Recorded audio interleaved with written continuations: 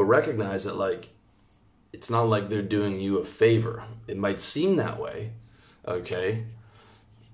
Just like it might seem that way when you're on a date with a girl if they're trying to present themselves in that certain way. But Dan Pena describes getting a bank loan like this. Borrowing money from a bank is like having sex. You both want it. They just need reassurance of your intentions and foreplay. Okay, so that's an important thing to remember. It's the same thing with girls. Like the girls want to be on that date. Women want to have sex. They just want to know that, they're going to get paid back for that investment in you. You're not going to dine and dash, so to speak. Banks don't want to get pumped and dumped. Okay, they don't want to give you a couple of million and you go off to fucking Jamaica with it or Thailand with it or whatever.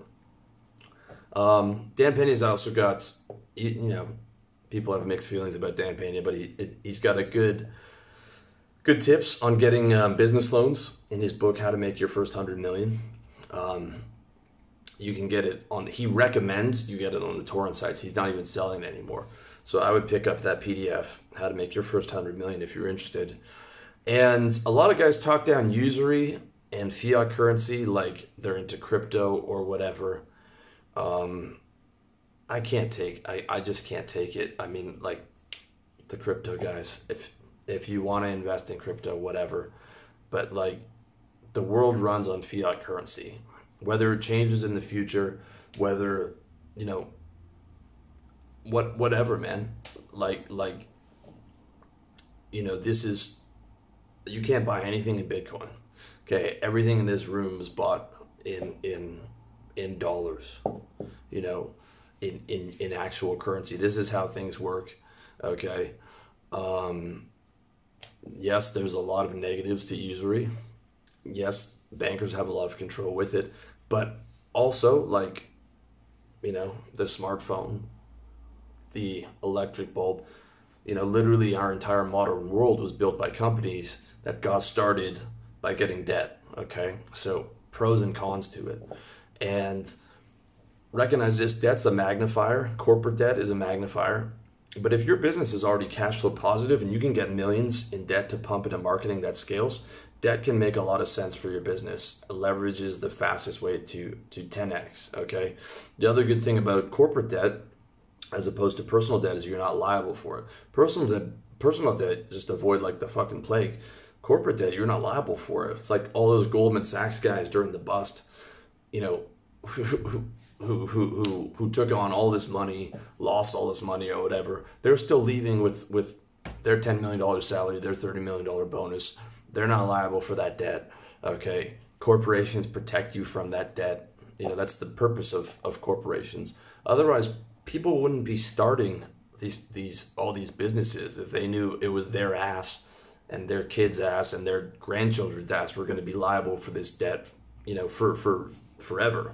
Right? That's what corporations are for, is to shield the owner from that, with the idea that he'll actually go out and take risks and benefit society, which is why governments allow for corporations, they allow for LLCs, etc.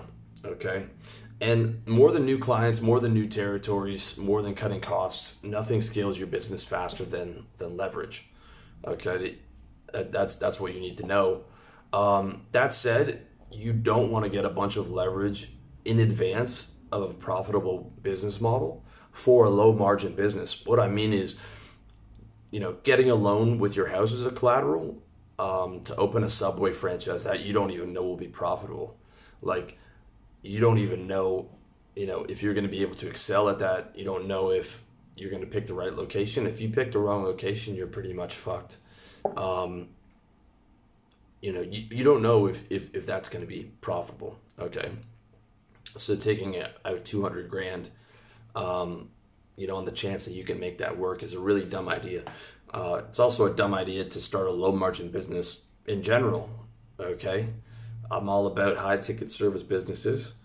Okay. So opposed to that, getting a loan, let's say you've got a residential real estate business, you're making, 7 figures, you're taking home good dough, it's high margin, high ticket, it's already profitable, it's throwing off a lot of cash, your margins are massive, your expenses are nothing in comparison to the kind of money you're making.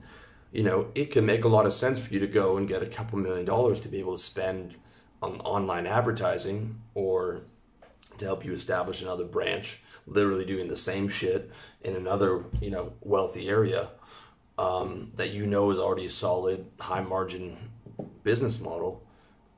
Getting debt is just going to, give you more of the same and allow you to accelerate faster. And what might have taken you 10 years, you could do in a year, compounding that money back into the business. Okay. That does make sense if you want it. Of the two, I'd much prefer debt as opposed to giving away a piece of my business. I'd rather give away a body part than a piece of my business.